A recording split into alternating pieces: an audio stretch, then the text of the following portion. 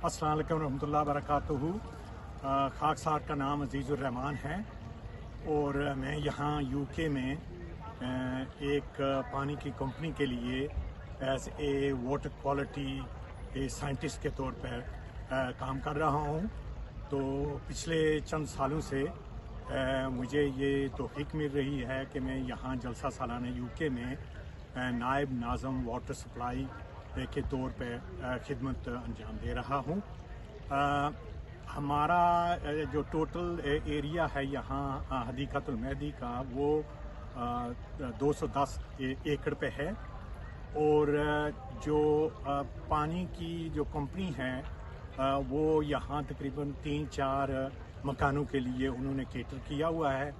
तो जलसे के दौरान क्योंकि डिमांड बहुत ज़्यादा बढ़ जाती है, इसलिए हमें पानी को इन स्टोरेज टैंकों में स्टोर करना पड़ता है। जो वाटर सप्लाई जो हमें पानी देती है वो 8 लीटर्स पर सेकंड है। मैक्सिमम जो है ना फ्लो वहाँ से 8 लीटर पर सेकंड है और हमारी जो जलसे की पीक डिमांड है वो 30 लीटर्स पर सेकंड हो जाती है।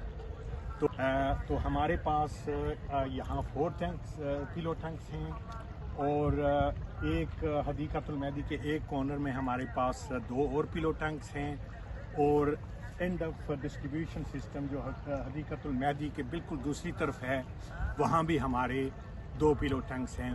तो इस तरह हमारे 8 जो है ना ये स्टोरेज टैंक्स हैं जो इनको हम पिलो टैंक्स कहते हैं क्योंकि ये जब जलसा की कार्रवाई ख़त्म होती है तो हम इनको खाली करके तो इनको एक कपड़े की तरह लपेट कर अपनी स्टोरेज रूम में इनको स्टोर कर देते हैं।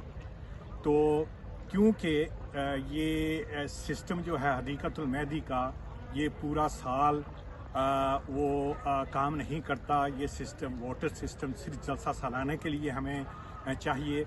तो इसके लिए हम ये करते हैं कि as part of my responsibility मैं तकरीबन जलसा शुरू होने से 6 माह पहले मुख्तलिफ़ कंपनियों को मैं ईमेल्स करता हूँ और उनसे हम क्वोट लेते हैं कि वो पूरे सिस्टम को डिसइंफेक्ट करने के लिए कितनी रकम लेंगे। तो ये जो हमारा डिस्ट्रीब्यूशन पाइपवर्क है ये तकरीबन 6 किलोमीटर इसकी लंबाई है।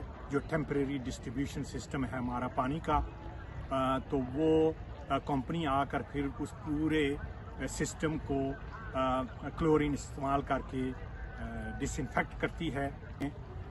इनको भी क्योंकि ये पूरा साल हमारे स्टोरेज रूम में स्टोर रहते हैं तो हम जलसा से पहले इनको भी क्लोरीन सॉल्यूशन डालकर इनको हम डिसइंफेक्ट कर लेते हैं ताकि इनमें कोई कंटामिनेशन वगैरह ना रहे। तो जो डिसइंफेक्शन कंपनी आती है वो पूरे सिस्टम को डिसइंफेक्ट करने के बाद और उसको साफ़ करने के बाद यहाँ से फिर तकरीबन 5 वो सैंपल्स लेती है। वो सैंपल्स हम लेबॉरेटरी में भेजते हैं और लेबॉरेटरी में वो एनालाइज करते हैं, फिर वो हमें जो रिज़ल्ट्स ईमेल करते हैं और वो रिज़ल्ट्स हम देखते हैं। अगर वो रिज़ल्ट्स पास हो जाएं तो फिर हम वो लोकल अथॉरिटी को वो रिज़ल्ट्स भेजते हैं जो चेक करते हैं कि डिसइंफेक्शन कामयाब तरीके से हुई है या नहीं, क्लियर ना हो। तो इस साल लोकल अथॉरिटी ने आकर ऑडिट भी किया है हमारे डिस्ट्रीब्यूशन सिस्टम को। तो वो काफ़ी खुश थे कि अल्लाह के फजल से यहाँ हमारा काम ठीक हो गया। अच्छा, मैं आपको अभी डेमोन्स्ट्रेट करता हूँ कि हम इन टैंक्स में क्लोरीन लेवल कैसे चेक करते हैं। यहाँ यूके में हम क्लोरीन इस्तेमाल करते हैं पानी को डिसइंफेक्ट करने के लिए। तो अक्सर जो है ना वो बैकग्राउंड क्लोरीन यहाँ जो हमें वाटर कंपनियाँ सप्लाई करती हैं वो तकरीबन 0.3 से 0.5 पार्ट्स पर मिलियन क्लोरीन कंसंट्रेशन इसमें होती है। और क्योंकि ये हमारा टेम्परेरी सिस्टम है और इसमें हम एक्स्ट्रा क्लोरीन ऐड करते हैं और क्लोरीन की कंसंट्रेशन को हम तकरीबन 1 पार्ट्स पर मिलियन तक लेकर जाते हैं। तो अब मैं डेमोन्स्ट्रेट करूंगा कि हम इन टैंकों में क्लोरीन कैसे चेक करते हैं। तो ये हमारा सैंपल पॉइंट है हर टैंक के लिए। तो इसमें हम सैंपल को ओपन करते हैं। ये देखें पानी इस टैंक से ये बाहर आ रहा है। तो इसको फिर मैं क्लोरीन चेक करने के लिए हमारे पास ये क्लोरीन मॉनिटर है और इस मॉनिटर से हम क्लोरीन की जो है ना कंसंट्रेशन को वो चेक कर सकते हैं। तो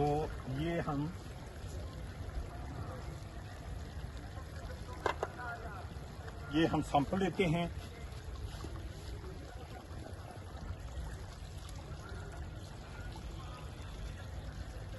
और सैंपल हमें तकरीबन 10 मिलीलीटर चाहिए। तो ये बोतल में मार्क पड़ा हुआ है।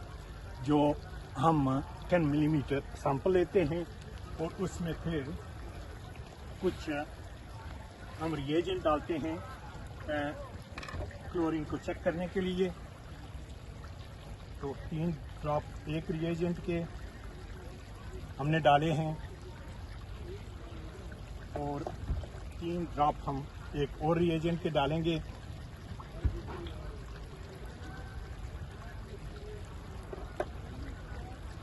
तो ये देखें ये पानी का रंग अब थोड़ा सा पिंक हो गया है। तो ये पिंक कलर शो करता है कि इस पानी में क्लोरीन है।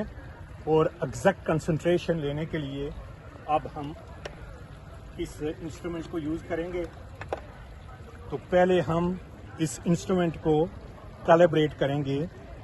तो ये इसमें डालेंगे, फिर लाइट इंटरफेरेंस वगैरह को ख़त्म करने के लिए हम सैंपल को कवर कर देते हैं ऐसे। फिर इसको हम कैलिब्रेट कर रहे हैं। तो अब हम अपना सैंपल इस इंस्ट्रूमेंट में डालेंगे और इसको फिर ये कवर कर दिया हमने। अब ये बताएगा इंस्ट्रूमेंट। तो ये हमारा इंस्ट्रूमेंट बता रहा है कि इस वक्त क्लोरीन की कंसंट्रेशन हमारे इस टैंक में 0.22 पार्ट्स पर मिलियन है। तो ये कंसंट्रेशन ज़रा लो है। तो इसके लिए हम इसमें एक्स्ट्रा क्लोरीन डालेंगे। तो अगले वीडियो में हम इंशाल्लाह वो डेमोन्स्ट्रेट करेंगे कि हम एक्स्ट्रा क्लोरीन डालकर कैसे सैंपल लेते हैं। वो स्टेरलाइज करते हैं। तो ये हमारा ब्लो टॉर्च है। तो ये हम इसको फ्लेम के ज़रिए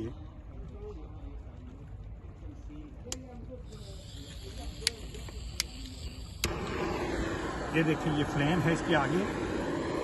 इसको हम फ्लेम करेंगे ताकि हीट जो है ना वो हर चीज़ को, अगर कोई कंटामिनेशन वगैरह है तो हीट की वजह से वो कि इसमें से अब स्टीम निकल रही है। इसका मतलब है कि ये टेम्परेचर इसका इतना ऊपर हो गया है कि अगर कोई कंटामिनेशन वगैरह इस पाइप वर्क में है तो वो क्लियर होगी इंशाल्लाह। अब हम इस सैंपल को दोबारा फ्लश करते हैं।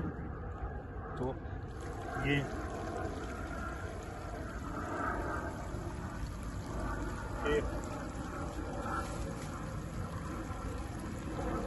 ये हर सैंपल के लिए एक अपनी सेपरेट बोतल है। ये जो बोतल है ये हम बैक्टीरियल एनालिसिस के लिए इस्तेमाल करते हैं।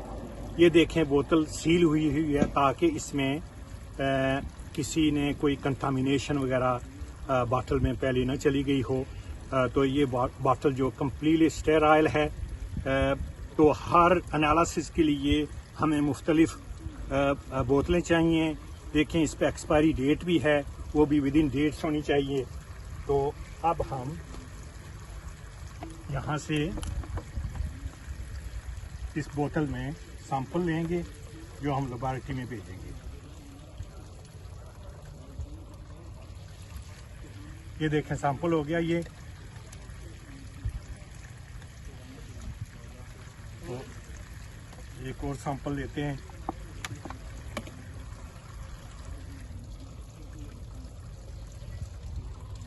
ये देखिए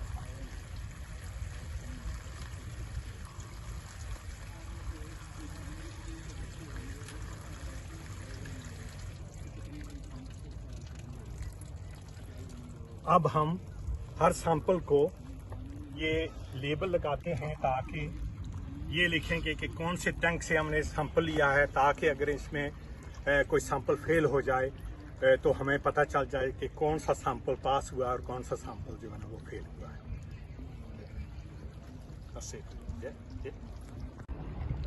अच्छा, अब हम डेमोन्स्ट्रेट करेंगे कि हम इन पिलो टैंक्स को इनमें क्लोरीन कैसे डालते हैं। जैसा कि मैंने पहले जिक्र किया है कि जो बैकग्राउंड क्लोरीन है इस टैंक में उसकी कंसंट्रेशन तकरीबन 0.22 पार्ट्स पर मिलियन है और हम इस कंसंट्रेशन को 1 पार्ट्स पर मिलियन लेकर जाना चाहते हैं। तो उसके लिए हमने इस टैंक में जो है ना पानी इनका वॉल्यूम कैलकुलेट किया है, क्योंकि टोटल जब 100% ये टैंक फुल हो तो इसका वॉल्यूम है 90,000 लीटर्स, 90,000 लीटर्स। तो हम देखते हैं कि ये टैंक 30% फुल है, 40% फुल है, तो उसके लिए हम क्लोरीन की कंसंट्रेशन वो कैलकुलेट करते हैं। तो इस टैंक में जितना वॉल्यूम है उसके लिए आज हमें 100 millilitres of 14% sodium hypochloride solution चाहिए, जो मैंने अभी इस मेजरिंग सिलेंडर में डालकर तैयार कर रखी है। तो ये पॉइंट है जहाँ से हम इस पिलो टैंक में ये क्लोरीन सॉल्यूशन इंट्रोड्यूस कर सकते हैं। तो ये देखें, ये क्लोरीन सॉल्यूशन अब मैं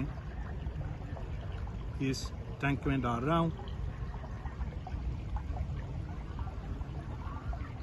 ये सब सॉल्यूशन मैंने डाल दी है, तो अब इसको बंद करते हैं।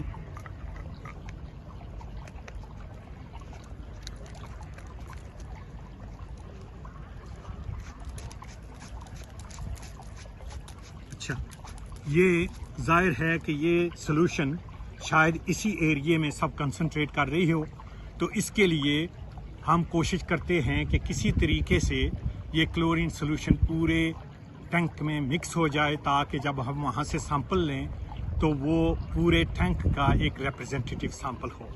तो उसके लिए हम ये करते हैं कि इस टैंक पे थोड़ा चलते हैं ताकि इसमें हमारा जो है ना चलने के मोशन से थोड़ी बहुत मिक्सिंग हो जाए। और दूसरा ये है कि ये देखें, ये हम जहाँ से पानी मेन का अंदर आ रहा है उसके नज़दीक ही डालते हैं, ताकि जो पानी अंदर आए उससे भी हमारी क्लोरीन पूरे टैंक में डिस्ट्रीब्यूट हो जाए। लेकिन उसके लिए हम ये टैंक पर ये चलते हैं, थोड़ा देखें ये टैंक थोड़ा वाइब्रेट कर रहा है, सो इससे क्लोरीन को मिक्स होने में मदद मिलती है। तो इसको मैं तकरीबन आधा घंटा छोड़ दूंगा और फिर मैं क्लोरीन की दोबारा जो है ना लेवल चेक करूंगा कि आया वो लेवल 1 पार्ट्स पर मिलियन हो गया या नहीं।